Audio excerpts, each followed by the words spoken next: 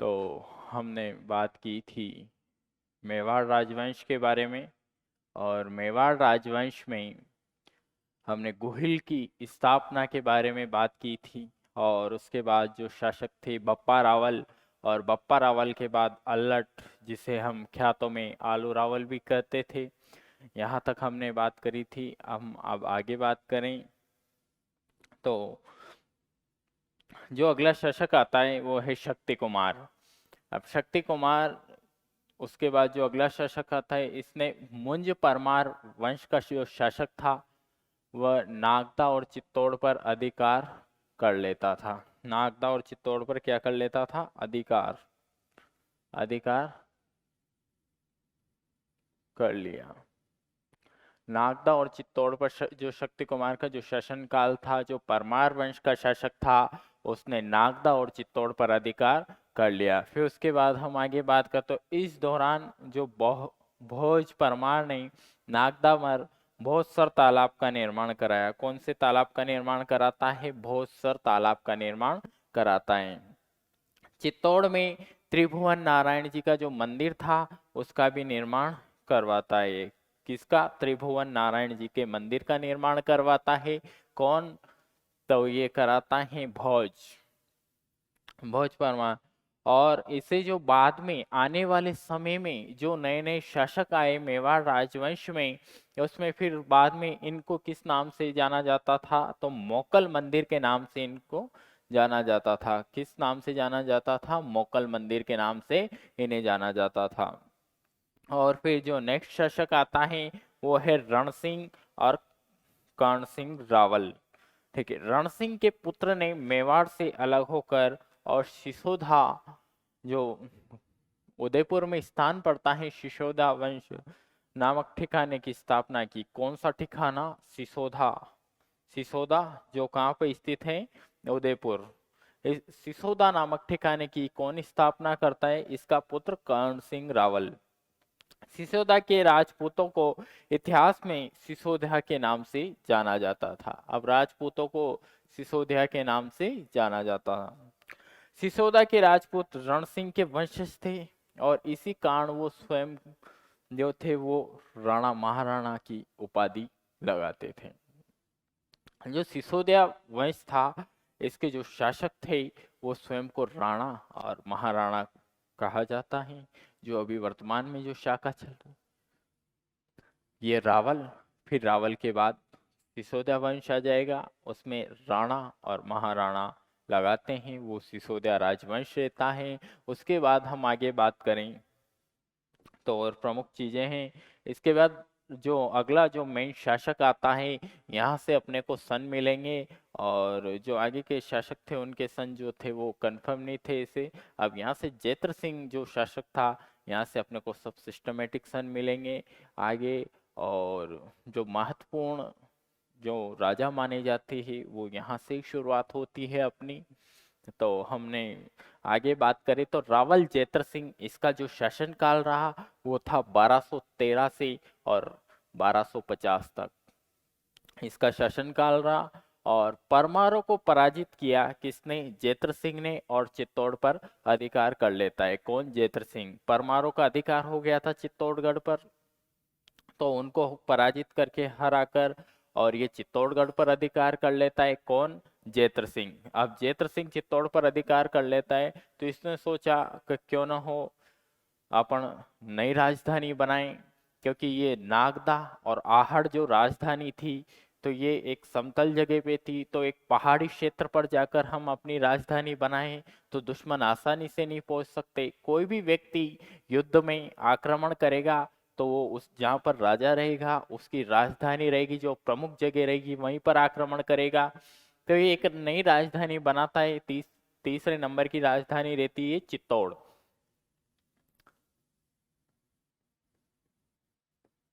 चित्तौड़ को राजधानी बनाता है।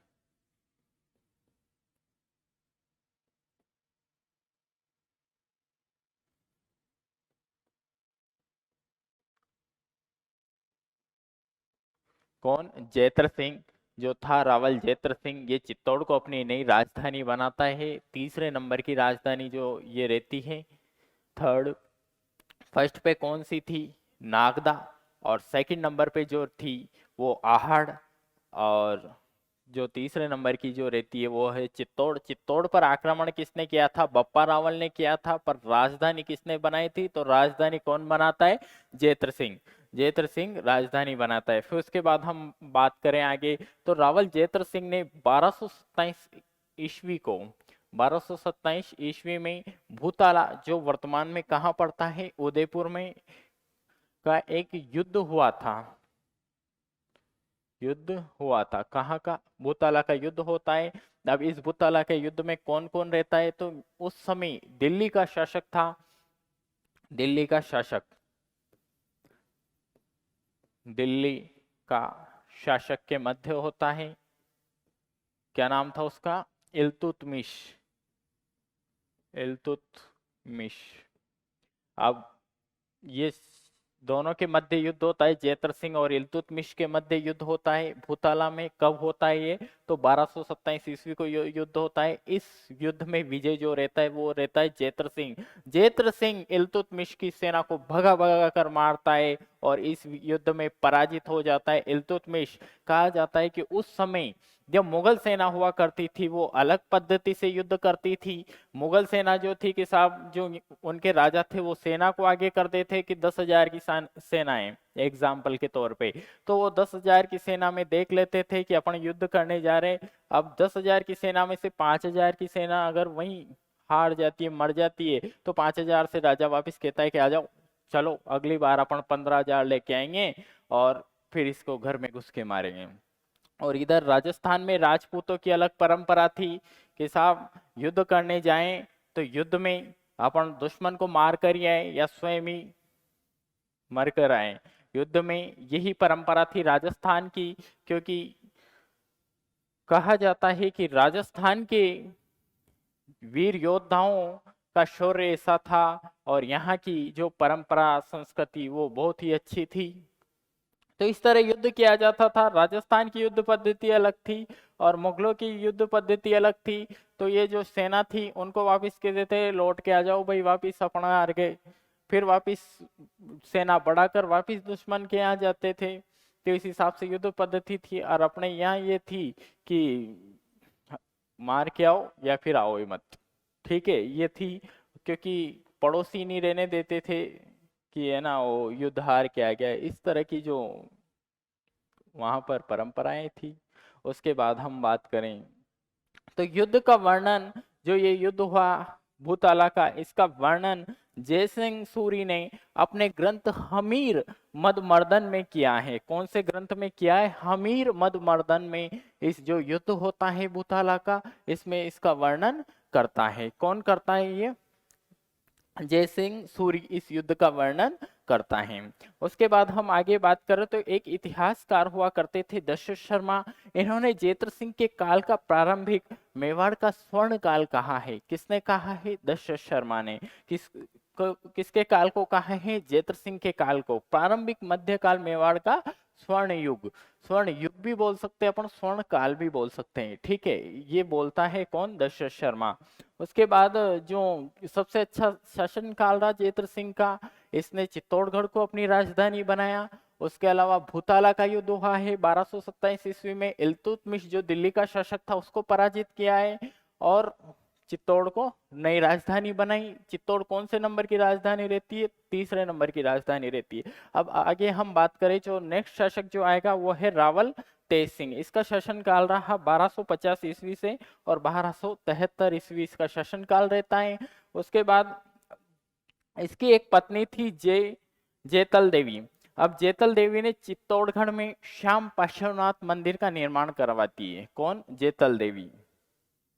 जेतल देवी ने श्याम पार्श्वनाथ का मंदिर का निर्माण कराया और प्रथम बार ताड़ पत्तों पर राजस्थान में पहली बार जो पहला ग्रंथ लिखाया था वो श्रावक प्रतिक्रमण सूत्र चूर्णी था। कौन सा था? श्रावण प्रतिक्रमण सूत्र चूर्णी जो ग्रंथ था वो लिखाया था। किसके शासन काल में? तो वह है रावल तेज सिंह के शासन काल में, ठीक है। अब इसका कब निर्माण होता है? तो जिसका चित्रण तेज सिंह के शासन काल में, कब? 1260 में, 1260 ईस्वी में आहड़ में कमल चंद्र जो था उसने ताड़ के पत्तों पर इसका उल्लेख किया है। किसके शासनकाल में? तेज सिंह के शासनकाल में। कब किया गया? 1260 में। कहां पर? ताड़ के पत्तों पर। राजस्थान का पहला लेख, पहला चित्रण, सॉरी, राजस्थान का पहला चित्रण। उसके बाद हम नेक्स्ट बात करें तो अगला शासक आता है रावल समर सिंह। इसका शासनकाल रहता है 1273 से 1302 ईस्वी तक। अब समर सिंह क्या करता है, इसके शासनकाल की क्या विशेषता है? तो इसके शासनकाल की विशेषता है कि कुंभलगढ़ प्रशस्ति में शत्रुओं को अपहत्ता और आबू प्रशस्ति में गुजरात के तुर्कों को का उद्धारक कहा है। जो कुंभलगढ़ प्रशस्ति है, इनकी अलग अलग प्रशस्तियां हुआ करती थी उस समय, तो उनको अपने शत्रुओं का अपहत्ता और आबू प्रशस्ति में तुर्कों का उद्धारक का है। और उसके बाद हम आगे बात करें, समर सिंह के एक पुत्र हुआ करता था जिसका नाम था कुंभकर्ण। अब कुंभकर्ण क्या करता है कि कुंभकर्ण गुहिल वंश की स्थापना करता है। कहां पर? नेपाल में जाकर। नेपाल में जाकर गुहिल वंश की स्थापना करता है कुंभकर्ण, और जिसे हम शाही वंश भी कहते हैं। कौन सा वंश कहते हैं? शाही वंश, शाही वंश भी कहते हैं।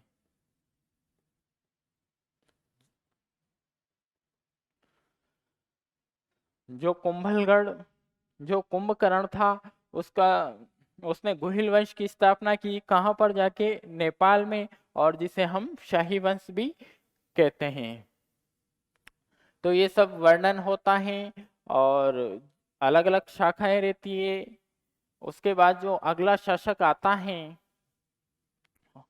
समर सिंह के शासनकाल में, रावल समर सिंह के शासनकाल में एक बात और हुई थी कि उस समय जो दिल्ली का सुल्तान था वो अलाउद्दीन खिलजी था। एक समय की बात है, अलाउद्दीन खिलजी गुजरात, जो गुजरात राज्य था उस समय, वो गुजरात की जो सीमा जाती थी वो राजस्थान से जाती थी। और राजस्थान में कहां से? मेवाड़ क्षेत्र में। तो मेवाड़ क्षेत्र में ये सीमा जाती थी। तो अलाउद्दीन खिलजी गुजरात पर आक्रमण करने के लिए जा रहा था। उसी समय जो वहां का शासक था, कौन था वहां का शासक? रावल समर सिंह। तो रावल समर सिंह वहां का शासक रहता है और अलाउद्दीन खिलजी से टैक्स कर लेता है, कहता है कि आप हमारी सीमा से निकल रहे हो तो आपको कर देना पड़ेगा। अलाउद्दीन खिलजी उसको समझाता है कि नहीं, मैं कर नहीं दूंगा, दिल्ली का सल्तनत सुल्तान हूं मैं, ऐसे कहता है। उसको समझाता है, प्रयास करता है। समर सिंह भी बिल्कुल मना कर देता है कि मैं निकलने नहीं दूंगा। ठीक है साहब, अलाउद्दीन खिलजी कर दे देता है। उसके बाद जो अगला जो शासक आएगा रावल रतन सिंह, उसके समय में समर सिंह, तो अगला अपना शासक आता है रावल रतन सिंह। उसके बारे में आज हम बात करते हैं कि रावल रतन सिंह के शासनकाल में क्या होता है।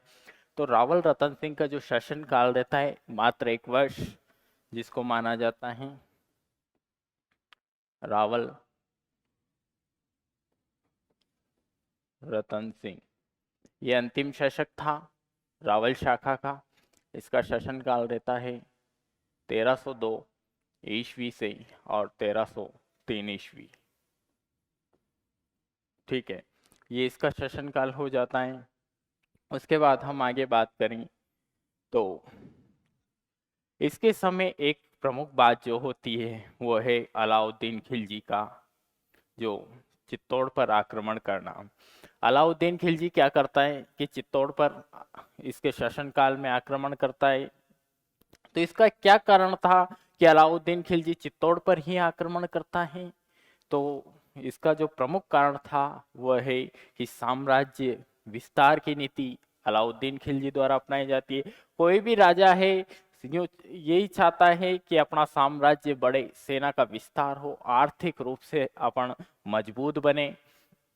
तो अलाउद्दीन खिलजी की भी यही इच्छा थी। बहुत सारे इतिहासकारों ने, एक कहानी है पद्मिनी की, उसके बारे में भी कहा कि अलाउद्दीन खिलजी को पद्मिनी को पाना था, इसलिए उसने चित्तौड़ पर आक्रमण किया। तो ये ऐसा कोई प्रमुख कारण नहीं था। इसका जो प्रमुख रीजन जो था कि अपना साम्राज्यवादी, तो मेवाड़ पर ही क्यों आक्रमण करना चाहता था अलाउद्दीन खिलजी? तो मेवाड़ पे इसलिए आक्रमण करना चाहता था, मेवाड़ को इसलिए पाना चाहता था कि मेवाड़ से जो मालवा और गुजरात जो क्षेत्र था, वहाँ का जो रास्ता था दिल्ली से मालवा गुजरात जो जाते थे शासक, वो रास्ता था वो चित्तौड़ होकर ही गुजरता था, मेवाड़ होकर ही गुजरता था। तो मालवा में ऐसा क्या था, मालवा जो हरा भरा प्रदेश था उस समय, आर्थिक रूप से भी मजबूत था मालवा क्षेत्र, और वहाँ पर अच्छी कृषि की जाती थी। और गुजरात की हम बात करें तो जो मालवा का जो क्षेत्र था उसमें था उज्जैन, नीमच, मंदसौर, ये जो क्षेत्र थे ये अच्छे आर्थिक रूप से सक्षम थे और अच्छी खेती की जाती थी, उसे हरा भरा प्रदेश भी बोला जाता था। तो मालवा की तो ये बात होगी कि मालवा को इसलिए पाना चाहता था अलाउद्दीन खिलजी।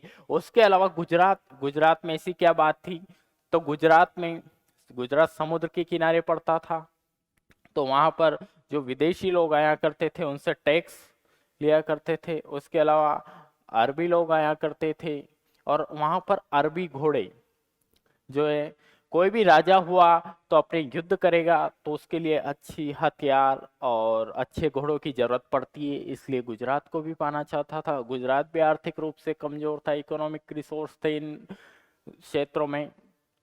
तो कोई दिल्ली का शासक ऐसे सोचेगा, उस जमाने में संसाधन नहीं थे इतने, तो कि अगर अपना चित्तौड़ पर आक्रमण होता है तो अपन चित्तौड़ से मालवा पर भी अपनी नजर रख सकते हैं, वहां पर भी अधिकार कर सकते हैं और गुजरात पर भी कर सकते हैं, और चित्तौड़ में अपना बंदा नियुक्त हो जाएगा तो वो सब देख लेगा। तो अलाउद्दीन खिलजी की ये सब इच्छाएं थी। तो एक समय की बात है कि जो रावल रतन सिंह के पिताजी थे समर सिंह, 1299 ईस्वी को अलाउद्दीन खिलजी गुजरात जा रहा था उस समय। तो गुजरात जाते समय जो क्षेत्र पड़ता है रास्ते में, वो मेवाड़ से रास्ता जाता है। तो अलाउद्दीन खिलजी समर सिंह जी से कहता है कि मेरे को निकलने दो। समर सिंह जी मना कर देते हैं कि नहीं, टैक्स लगेगा, साफ कर दो। तो मना कर देता है अलाउद्दीन खिलजी के साहब, मैं थोड़ा ना आप पे आक्रमण कर रहा हूँ, या फिर तू भी राजा भाई मैं भी राजा, मेरे से किस चीज का टैक्स, और मैं तो दिल्ली का सुल्तान हूँ। तभी समर सिंह कहता है कि नहीं नहीं, ऐसे काम नहीं चलेगा, टैक्स तो देना पड़ेगा। तभी अलाउद्दीन खिलजी टैक्स देकर समर सिंह जी को, मेवाड़ के जो शासक थे उस समय, उनको देकर गुजरात की ओर रवाना हो जाते हैं। और गुजरात को जीत के और लूटपाट करके अलाउद्दीन खिलजी वापस दिल्ली सल्तनत को आ जाता है। दिल्ली में आता है और दिल्ली में एक दरबार लगता है। उस दरबार में उसके सामंत, सैनिक सभी बैठे थे। तभी अलाउद्दीन खिलजी ने कहा कि मैं पूरे भारत का सबसे महान शासक हूं और मेरे को कोई भी नहीं जीत सकता, और मैंने सबको हरा दिया, मेरे से स्ट्रॉन्ग मजबूत कोई भी नहीं है। तभी सैनिक सामंत जो थे वो हंसने लगे। तभी एक सामंत था, उससे रीजन पूछा कि भाई क्या कारण है। सामंत ने कहा कि साहब अपन गए थे ना पहले, कि कहाँ गए थे, कि गुजरात को लूटने कहाँ गए थे। तो कहाँ के निकले थे, कि मेवाड़ों के निकले थे। तो मेवाड़ में क्या दिया था आपने, कि टैक्स। तो फिर कैसे मजबूत हो गया आप, कैसे आपकी अधीनता स्वीकार की, मेवाड़ वाले आपके नियम। तभी अलाउद्दीन खिलजी ने सोचा कि हाँ यार, बोल तो ऐसा ची रहा है, अपन ने टैक्स दिया था समर सिंह को। तभी अलाउद्दीन खिलजी चित्तौड़ पाने की महत्वाकांक्षा रखता है कि चित्तौड़ पर क्यों न हो, अब आक्रमण करेंगे, ये सोच लेता है, दृढ़ निश्चित कर लेता है ये। और तभी वो सेना भेजता है, और जो उस समय जो शासक था समर सिंह के बाद जो शासक बनता है वो रहता है रावल रतन सिंह। अब रावल रतन सिंह जी शासक रहते हैं चित्तौड़ पर उस समय अलाउद्दीन खिलजी आक्रमण करता है।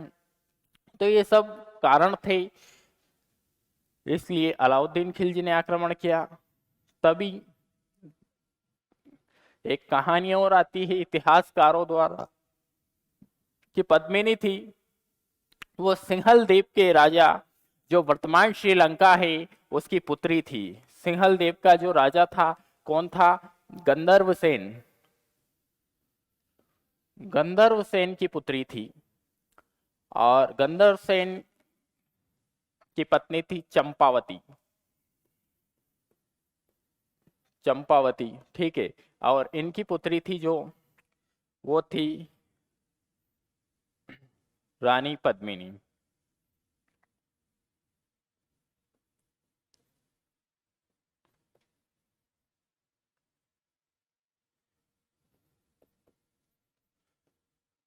रानी पद्मिनी इनकी पुत्री थी। तो रानी पद्मिनी के पास एक तोता हुआ करता था। उसका नाम था हीरामन तोता। वो बोलता था, मनुष्य की भाषा बोल लेता था, ऐसा कहा जाता है। तो वो तोता रानी पद्मिनी का उड़ता हुआ श्रीलंका से और किसी बहेलिया जो रहता है शिकार करने वाले, उसके पास आ जाता है और उससे जो रावल रतन सिंह है उस तोते को ले लेते, खरीद लेते। और वो तोता रानी पद्मिनी की सुंदरता का बखान करता है। किसके सामने? रावल रतन सिंह के सामने। और कहता है कि ऐसी सुंदर राजकुमारी है सिंघल द्वीप में। तभी रावल रतन सिंह सोचता है कि ऐसी कौन है, अपन क्यों ना हो देखने चले। तो तोता साथ साथ चलता है रावल रतन सिंह के। और रावल रतन सिंह कहाँ पहुंच जाते हैं? श्रीलंका, सिंहल द्वीप पहुंच जाते वो। सिंहल द्वीप जो वर्तमान श्रीलंका में है ये।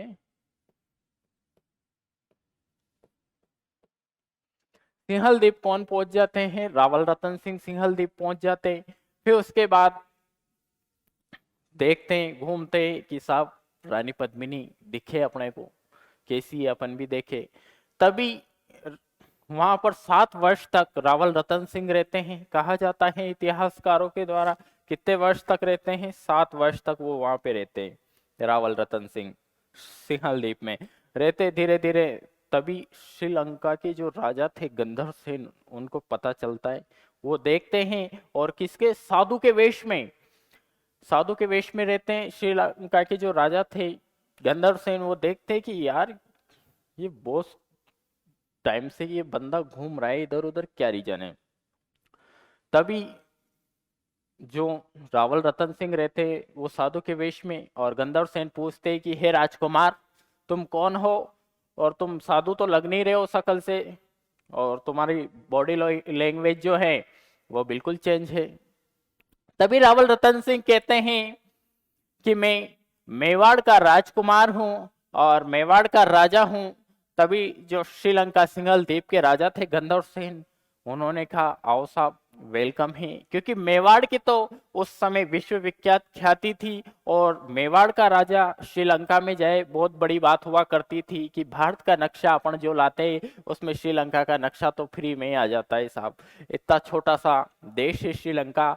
तो मेवाड़ का उस समय आर्थिक रूप से अच्छा सक्षम जो साम्राज्य था वो अच्छा था। तो जो कौन थे? गंधर्व सेन। तो गंधर्व सेन जो थे वह अपने जो महलों में ले जाते हैं किसको? रावल रतन सिंह को। और पद्मिनी की मुलाकात कराते हैं कि क्या लेना है, कि साहब पद्मिनी से विवाह करना है मेरे को। अब गंधर्व सेन की क्या औकात कि वो मेवाड़ का जो राजकुमार है उससे मना कर सके कि ठीक है साहब, बिल्कुल करो आप विवाह। और गंधर्व सेन अपनी पुत्री का विवाह पद्मिनी का रावल रतन सिंह से करवा देता है। रावल रतन सिंह विवाह करके श्रीलंका से सिंघल द्वीप से वापिस भारत में और मेवाड़ साम्राज्य में आ जाता है। मेवाड़ साम्राज्य में आने के पश्चात अच्छे से सुखी जीवन यापन करते हैं थोड़े समय। उसके बाद वहां पर एक बोलते हैं कि कुशल जीवन में किसी न किसी का हस्तक्षेप हो ही जाता है। तो एक वहां पर एक विद्वान हुआ करता था जिसका नाम था राघव चेतन। क्या नाम था? राघव चेतन नाम का। तांत्रिक बोल दो आप या फिर विद्वान बोल दो। तो वो राघव चेतन नामक का जो व्यक्ति था ये इसके दरबार में रहा करता था। तो वो एक दिन पद्मिनी को ऊपर देख लेता है। पद्मिनी छत पे खड़ी रहती है और देखता है। वो देखते ही मूर्छित होकर जमीन पे गिर जाता है। तभी ये बात रावल रतन सिंह को पता चल जाती है कि भाई ऐसे कैसे, तो मेरे साम्राज्य से बाहर निकल जा, तो सही इंसान नहीं लगता है। ऐसे उसका अपमान कर कर राघव चेतन का और मेवाड़ साम्राज्य से बाहर निकाल देते। कौन? रावल रतन सिंह। तभी दुश्मन दुश्मन दोस्त हो जाते हैं। तो राघव चेतन नाम का जो तांत्रिक है, ये दिल्ली दरबार में अलाउद्दीन खिलजी के पास चल जाता है। सोचता है कि इससे ऐसा बदला लूंगा, ऐसा बदला लूंगा कि इसका साम्राज्य सब कुछ नष्ट कर दूंगा। कौन? राघव चेतन नाम का जो तांत्रिक था, विद्वान, वो ऐसे सोचता है। दिल्ली चल जाता है अलाउद्दीन खिलजी के पास। अलाउद्दीन खिलजी के पास जाते ही और पद्मिनी की सुंदरता का वर्णन करता है विस्तार से कि साहब ऐसी सुंदर है कि पानी पीती है तो गले में दिखाई देता है कि पानी पी रही है। वो तो ऐसे बड़ा चढ़ाकर वो पद्मिनी की वर्णन करता है। तभी अलाउद्दीन खिलजी को पद्मिनी पाने की महत्वाकांक्षा रहती है कि मैं भी तो देखूं कैसी है पद्मिनी। अलाउद्दीन खिलजी उसी समय मेवाड़ साम्राज्य में आक्रमण के लिए सेना लेकर आ जाता है। अलाउद्दीन खिलजी सेना लेकर आते ही देखता है और कहा जाता है कि अलाउद्दीन खिलजी के पास बहुत बड़ी सेना थी। ऐसे मानो तो 15-20 हजार सैनिक थे अलाउद्दीन खिलजी के पास। और इधर मेवाड़ में जो रावल रतन सिंह थे, इनके पास 4-5 हजार सैनिक थे। तो 4-5 हजार सैनिकों, 15-20 हजार सैनिकों से नहीं जीत सकते, तो क्या करे? तो उस समय एक परंपरा हुआ करती थी कि कोई बाहर का व्यक्ति आता है अपनी कैपिटल राजधानी को छोड़कर, तो ज्यादा समय तक तो नहीं रह सकता है, अन्न पानी सब कुछ चाहिए उस समय। तो अलाउद्दीन खिलजी का जैसे पता चलता है, रावल रतन सिंह दोनों दरवाजे थे चित्तौड़ में वो लगवा देता है, बंद करवा देता है। अपनी सेना और वहां की जनता जो थी उसको सब अंडर ले लेता है चित्तौड़गढ़ दुर्ग। क्योंकि चित्तौड़गढ़ दुर्ग ऊंचाई पे बना हुआ है, वहां पर जीतना इतना आसान नहीं था। और जो था वो दोनों सब दरवाजे बंद करवा देते और अलाउद्दीन खिलजी बाहर, दुर्ग से बाहर रहता है, चित्तौड़गढ़ दुर्ग से बाहर अलाउद्दीन खिलजी। उसके बाद अलाउद्दीन खिलजी ने सोचा है कि ये तो इनके तो रेरे बढ़िया खा रहे पी रहे मौज कर रहे, तो अपन कहाँ तक इसे बाहर पड़े नहीं। तभी उसने एक रणनीति सोची कि क्यों ना हो मैं ऐसा किया जाए कि कैसा करूं कि रावल रतन सिंह के पास एक संदेश भी जाए कि अपनी दुश्मनी दुश्मनी नहीं है, अपना एक संधि कर लेते, मित्रता कर लेते हैं। तो रावल रतन सिंह कहता है कि ठीक है साहब करो। तभी अलाउद्दीन खिलजी के लिए द्वार खोल देते चित्तौड़गढ़ के, और अलाउद्दीन खिलजी उसमें प्रवेश करता है। और प्रवेश करने के बाद जो राजस्थान की अपनी परंपरा है अतिथि देवो भव, तो अलाउद्दीन खिलजी का स्वागत सत्कार किया जाता है रतन सिंह के द्वारा। और उसी समय पद्मिनी को देख लेता है कौन? अलाउद्दीन खिलजी, कैसे कि एक तरफ आईना जो कांच रहता है, दूसरी तरफ एक कुंड रहता है जिसमें जल भरा रहता है, उसमें पद्मिनी की परछाई देख लेता है उसकी। तो वो देखकर भयभीत हो जाता है कि ऐसी सुंदर राजकुमारी। तभी अलाउद्दीन खिलजी कि ठीक है साहब चले क्या हो, चलो। तो रावल रतन सिंह बिल्कुल निश्चित हो जाता है कि साहब अपनी मित्रता होगी, अब तो क्या टेंशन है। खां दिल्ली का सुल्तान, खां मेवाड़ का शासक, सब एक है साहब।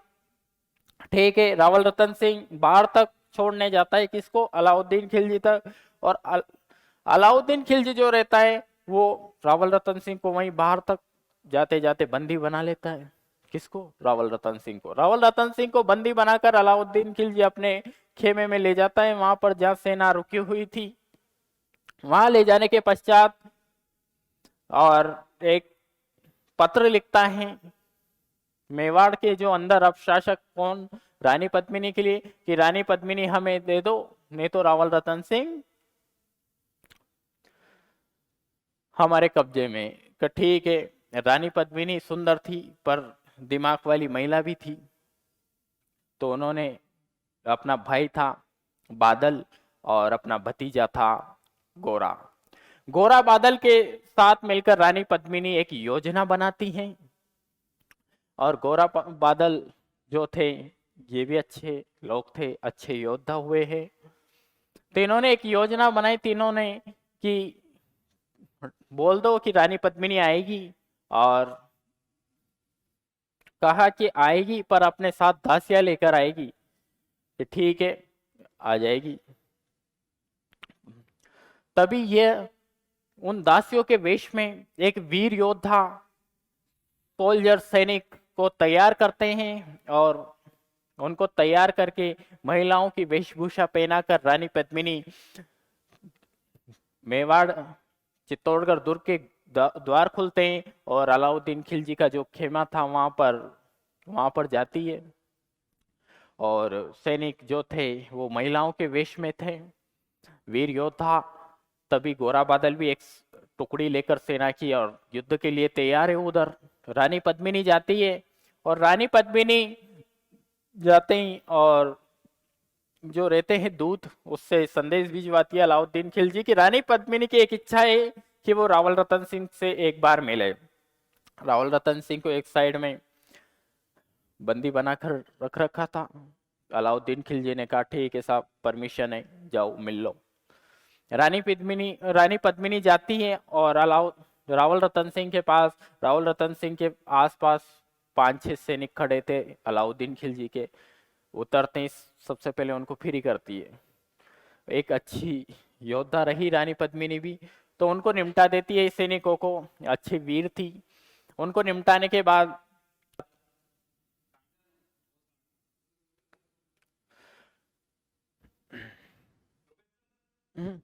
तो उसके खेमे में चल जाती है, रतन सिंह से मिलती है और रतन सिंह को लेकर पद्मिनी वापिस चित्तौड़गढ़ दुर्ग में अंदर प्रवेश कर लेती है।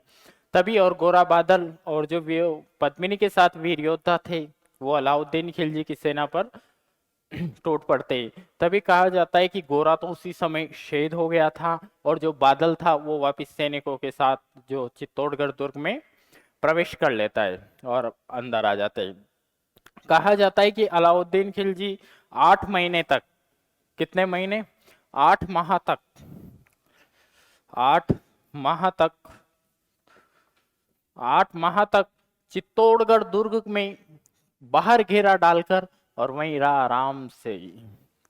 ऐसा था अलाउद्दीन खिलजी कि सोचा आज नहीं तो कल, कल नहीं तो परसों, कभी कभी तो इनका राशन खत्म होगा, पानी खत्म होगा। तभी स्थिति ये आ जाती है कि चित्तौड़गढ़ जो दुर्ग था उसमें धीरे धीरे राशन खत्म होने लगा, पानी की भी व्यवस्था में बहुत कमी आने लगी। तभी बहुत बड़ा साम्राज्य था मेवाड़ उस समय चित्तौड़गढ़, तो वहां पर खेती भी की जाती थी, किसान, प्रजा, उसके अलावा जनता, सैनिकों के परिवार सभी रहा करते थे उस दुर्ग में। तो कब तक तुम बैठे बैठे खा सकते हो। तभी राशन खत्म हो जाता है, खाने की सामग्री। और राजपूतों में एक परंपरा हुआ करती थी कि अब तो कोई ऑप्शन नहीं है, अपने को युद्ध करना ही पड़ेगा। अपन 3-4 हजार सैनिक है, सामने वाले 15-20 हजार सैनिक है, तो भी अपने को युद्ध करना पड़ेगा।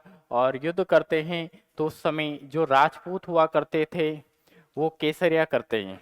क्या करते हैं? केसरिया। ठीक है, तो जो राजपूत हुआ करते थे वो केसरिया करते थे, केसरिया हुआ करते थे। और जो उनकी पत्नियां हुआ करती थी सैनिकों की, वो जौहर।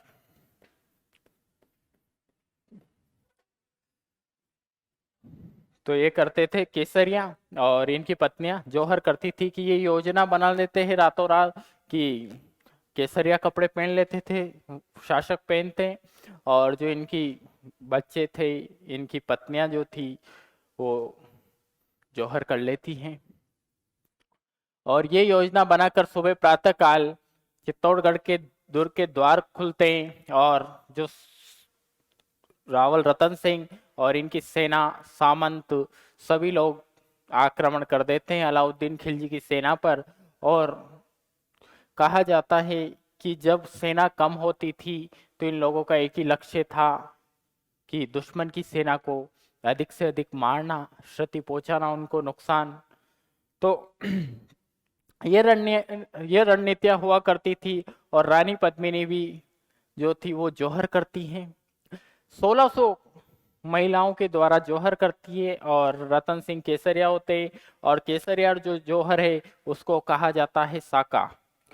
तो चित्तौड़ का जो प्रथम शाखा हुआ है वो कब हुआ है? तो वो हुआ है 25 अगस्त 1303 ईस्वी। 25 अगस्त 1303 ईस्वी को चित्तौड़ का प्रथम शाखा, पहला शाखा जो हुआ है वो होता है किसके नेतृत्व में?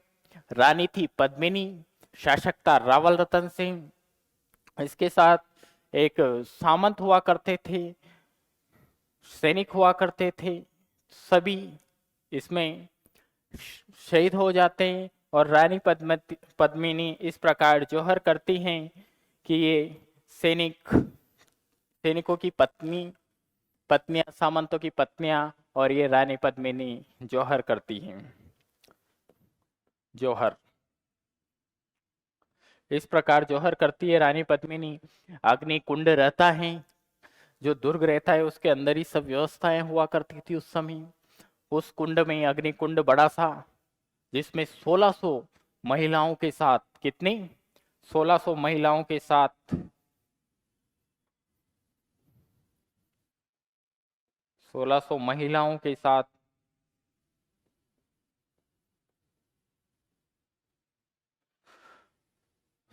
रानी पद्मिनी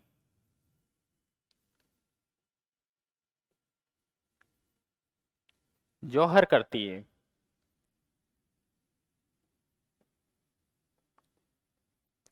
करती हैं। तो इस प्रकार जोहर का दृश्य है कि रानी पद्मिनी जोहर करती हैं 1600। तभी रावल रतन सिंह शहीद हो जाते, सैनिक, सब साम्राज्य नष्ट हो जाता है। अलाउद्दीन खिलजी गुस्से में आता है और चित्तौड़गढ़ दुर्ग में प्रवेश करता है और देखता है कि अब मैं रानी पद्मिनी को पाने की महत्वाकांक्षा रखता है। आता है चित्तौड़गढ़ दुर्ग में तो वहां तो राख ही राख रहती है, कुछ भी नहीं रहता, क्योंकि वहां तो क्या हो गया था, पहले ही जौहर होते, रानी पद्मिनी भी जो रहती है जौहर कर लेती है, कुछ भी नहीं है। अब तभी अलाउद्दीन खिलजी को गुस्सा आ जाता है, बिल्कुल क्रोधित हो जाता है, और वहां पर जो किसान थे, मजदूर थे, वो वहां रहा करते थे, उनको सैनिकों से कहा कि इन सभी को बाहर निकालो। और उन सभी को बाहर निकालने के बाद अलाउद्दीन खिलजी 30,000 लोगों को कत्लेआम करता है। कितने? 30,000 लोगों को बिना मौत मरवा देता है। 30,000 लोगों का नरसंहार करवाता है।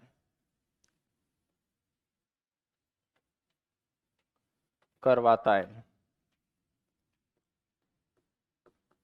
30,000 लोगों को कटवा देता है अलाउद्दीन खिलजी। ऐसा था। फिर उसके बाद अनेक प्रकार के जो वीर योद्धा हुए, उन्होंने जो मेवाड़ का इतिहास रहा है इसमें अपनी कुर्बानी दी है। तो क्या रावल रतन सिंह के शासनकाल में ये महत्वपूर्ण चीजें होती है। और फिर अलाउद्दीन खिलजी अपने पुत्र खिज्र खां को यहाँ का साम्राज्य शासक बनाकर सौंपकर और दिल्ली सल्तनत को रवाना हो जाता है। और खिज्र खां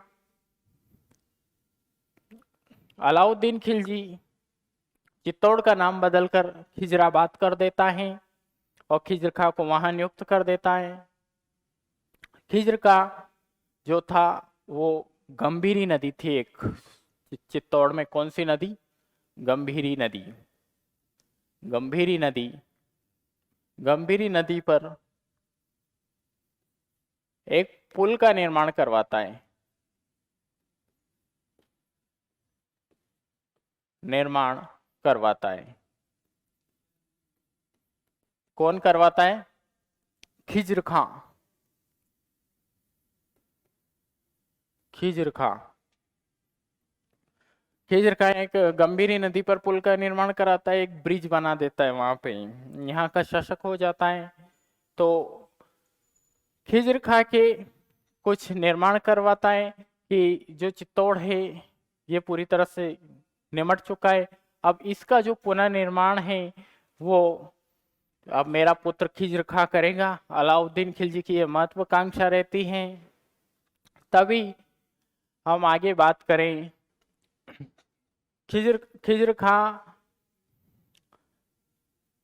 1311 ईस्वी को फिर चित्तौड़ जो था खिजराबाद को छोड़कर दिल्ली अपने पिताजी के पास अलाउद्दीन खिलजी के पास चल जाता है और वहाँ का जो शासक नियुक्त करके जाता है वो है मालदेव सोनगरा।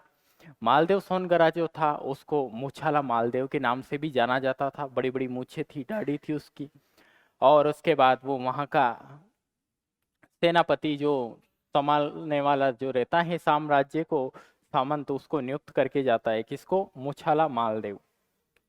नालदेव सोनगरा भी अपन बोल सकते हैं, मालदेव सोनगरा। मालदेव सोनगरा को अपना राज्य संभला कर जाता है कौन? खिज्र खां। उसके बाद खिज्र खां एक मकबरे का भी निर्माण करवाता है। तो इस प्रकार चित्तौड़ जो दुर्ग था उस पे जालोर का शासक जो था नालदेव सोनगरा मूछाला मालदेव उसको नियुक्त कर देता है यहाँ।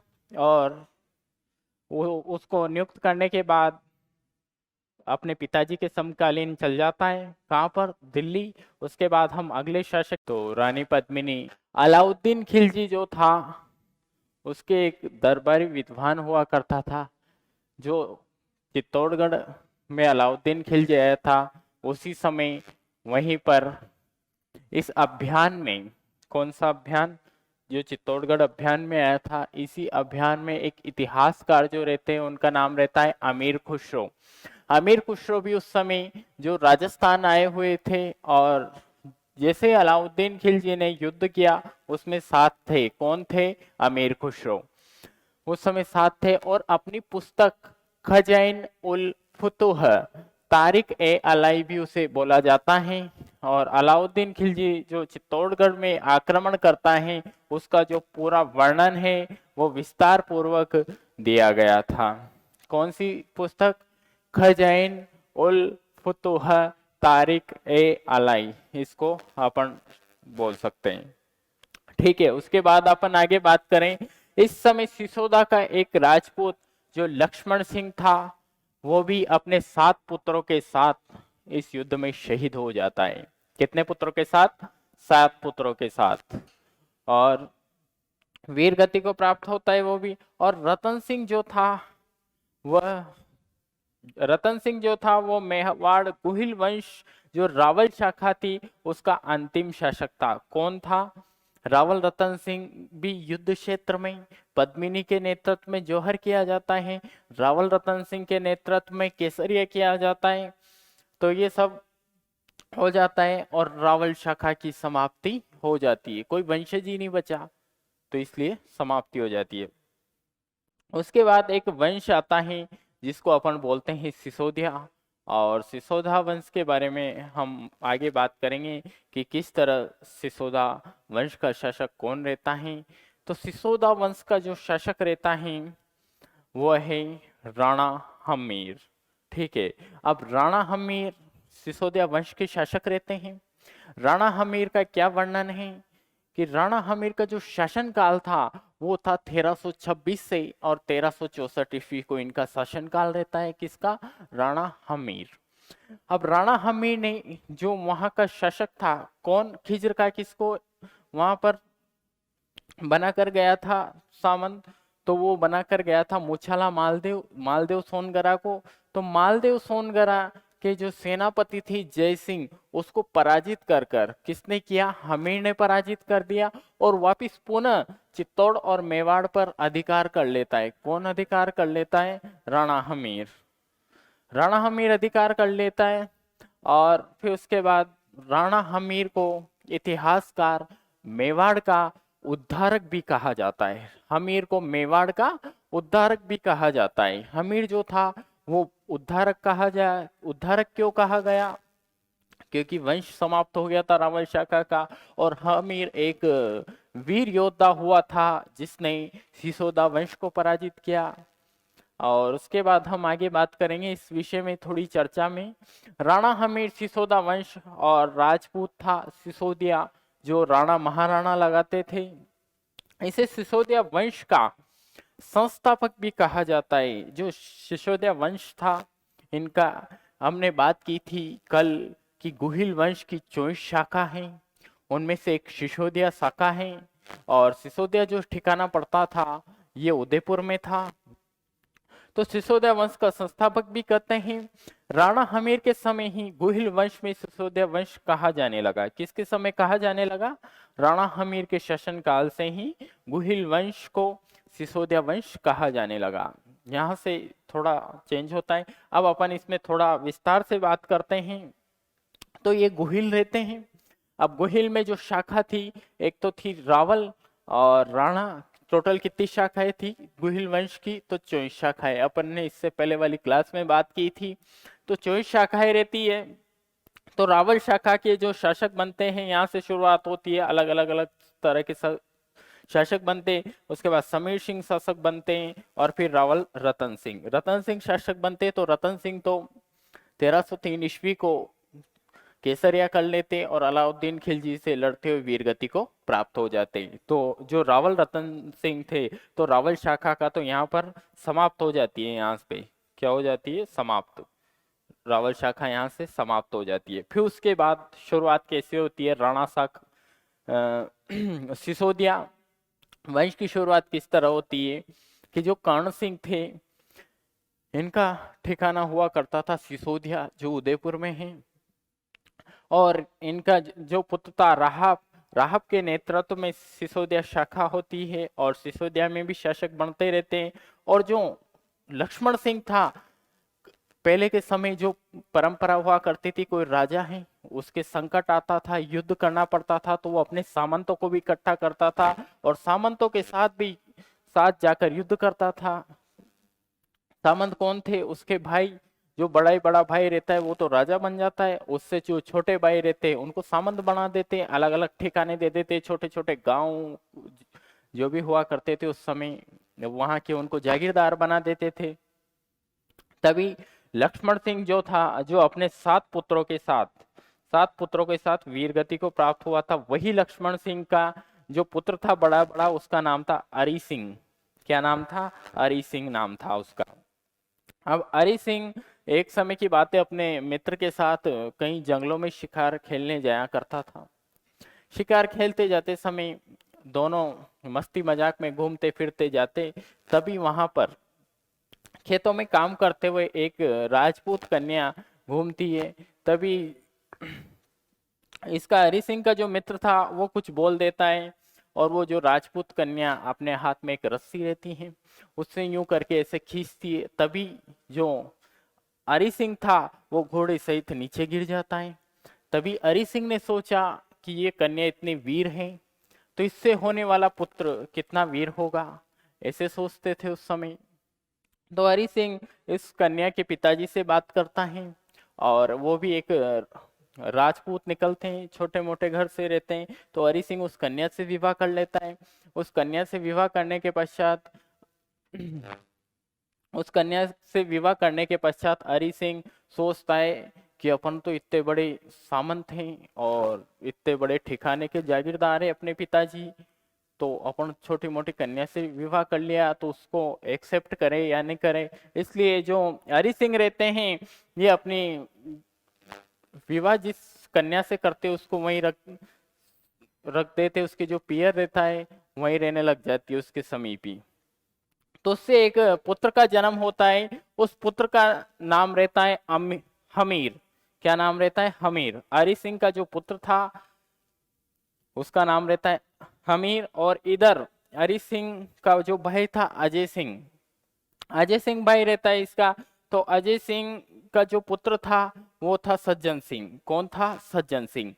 अब अजय सिंह एक बार जो सिसोदा पर हमला होता है, कहाँ पर होता है? सिसोदा पे हमला होता है। अजय सिंह चाचा रहते हैं किसके? हमीर के। अजय सिंह जो रहते हैं उनको पता चला कि अपने भाई ने एक शादी कर रखी है और उसके उनके एक पुत्र भी है, वो अपने पियर में रहा करती थी। किनकी पत्नी? हरि सिंह की पत्नी। ठीक है, उनको कहते हैं कि साहब अपन जागीरदार लोग हैं, आप यहाँ क्या रह रहे? तो उनको, हरि सिंह की पत्नी को, जो अजय सिंह रहते हैं, वो ठिकाने पे ले आते सिसोदिया में और सिसोदिया में रहने लग जाती है। और हमीर सिंह जो थे वो अजय सिंह के नेतृत्व में पालन पोषण किया जाता है अच्छा उनका बचपन में। फिर उसके बाद एक समय सिसोदिया में आक्रमण हो जाता है दुश्मनों का। अब आक्रमण होते ही अजय सिंह जो रहता है वो अपने पुत्र सज्जन सिंह को भेजता है कहाँ पर, युद्ध के लिए, कि जाओ दुश्मनों को हराओ। तो सज्जन सिंह जो रहते हैं वो युद्ध में असफल रह जाते हैं। फिर उसके बाद सोचता है कि क्या किया जाए, कि इस युद्ध में अब किसको भेजा जाए, कि हमीर को भेजा जाए। हमीर को भेजते, हमीर दुश्मनों से टक्कर लेता है, एक अच्छा वीर योद्धा हुआ था राणा हमीर। तो राणा हमीर दुश्मनों को पराजित कर देता है। तो कहा जाता है कि जो अजय सिंह थे उन्होंने सोचा कि यार वीर पराक्रम जो है वो राणा हमीर ही है, इसलिए जो ये राजवंश है सिसोदिया राजवंश, इसलिए इसको अगला शासक किसको बनाया जाए, राणा हमीर को। उस समय तो सामंत हुआ करते थे, छोटा ठिकाना था इनके पास सिसोदिया। चित्तौड़ पर तो मालदेव सोनगरा का अधिकार था और खिलजी वंश का अधिकार था। तो जो जागीरदार है वो हमीर को बना देते हैं अजय सिंह सिसोदिया का सामंत। उसके बाद राणा हमीर शासक बनते ही और कहां पर आक्रमण करता है, वही बात आ जाती है। कहां पर आक्रमण करता है वो, चित्तौड़ पर। चित्तौड़ पर अधिकार कर लेता है और मेवाड़ को अपने अधीन कर लेता है। मालगोड़ सोनगरा उधर 1320 ईस्वी में भी खिलजी वंश का अंत होने वाला था, तो मालदेव सोनगरा को उधर से भी सपोर्ट नहीं मिला। और इधर राणा हमीर चित्तौड़ पर अधिकार कर लेते हैं और शासक बन जाते हैं मेवाड़ के वापिस, और इसलिए इनको राणा हमीर को उद्धारक कहा जाता है। उसके बाद हम आगे बात करें तो जो सज्जन सिंह थे इनको सामंत नहीं बनाते इनके पिताजी, कौन, अजय सिंह। अजय सिंह शासक नहीं बनाते, सज्जन सिंह नाराज हो जाते हैं और ये दक्षिण भारत में चले जाते हैं। कहाँ पर चले जाते हैं, दक्षिण भारत में।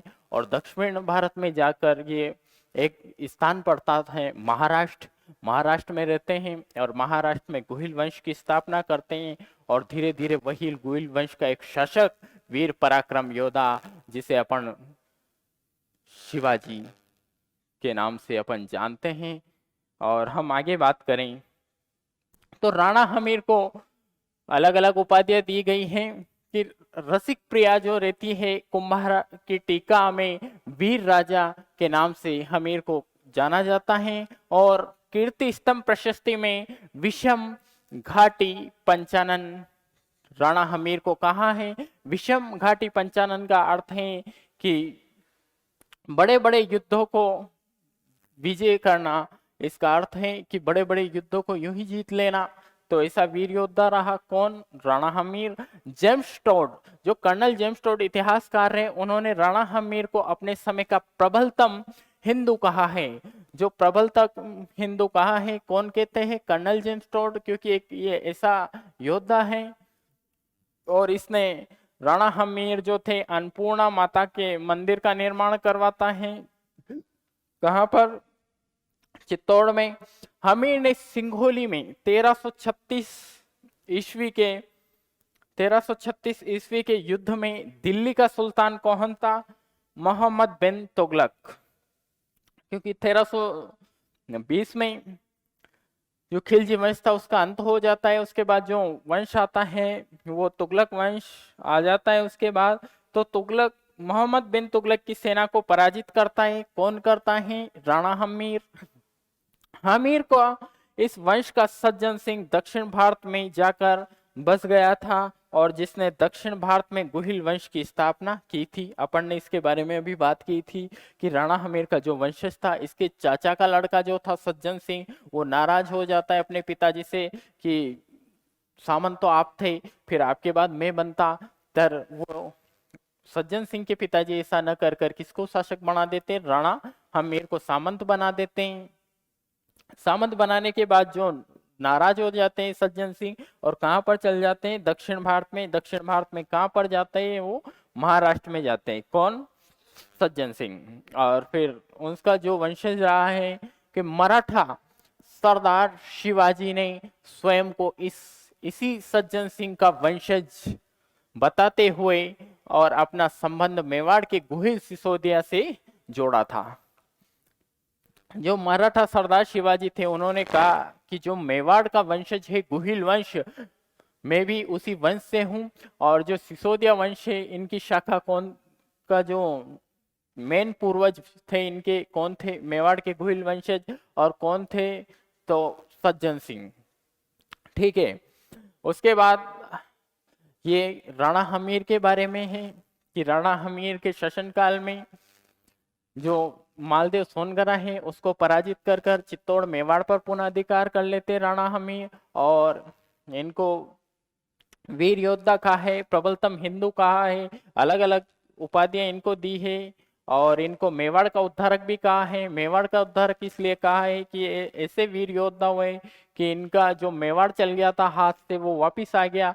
और जो मेवाड़ के राणा हमीर के बाद जो भी वंशज हुए इनके, वो राणा और महाराणा लगाते हैं आगे। जो भी इनकी नई पीढ़ी हुआ करती थी वो सब अपने पीछे राणा या महाराणा लगाते थे। पहले रावल लगाते थे, तो रावल शाखा का तो अंत हो जाता है रावल रतन सिंह के बाद, और जो नई शाखा चलती है सिसोदिया, और सिसोदिया में जो थे राणा महाराणा लगाते थे। और उसके बाद जो अगला शासक आता है राणा क्षेत्र सिंह, जिसे अपन खेता भी कहते हैं, इसका शासनकाल रहा 1364 से और 1382 तक इसका शासनकाल रहा। इसके शासनकाल में कोई कुछ खास बात नहीं मिलती है, इसलिए अपन अगला शासक जो बनेंगे पढ़ेंगे उसका नाम है राणा लाखा। राणा लाखा अपन पढ़ेंगे, जिसका शॉर्ट नाम लक्ष्य सिंह भी था। और राणा लाखा के समय में भी अनेक प्रकार की चीजें देखते हैं कि जावर जो क्षेत्र है वहाँ, जावर क्षेत्र जो उदयपुर में पड़ता है, वहाँ चांदी की खानें निकलती है। ऐसा व्यक्ति था ये महान, और इसके बारे में हम अगली क्लास में चर्चा करते हैं। धन्यवाद।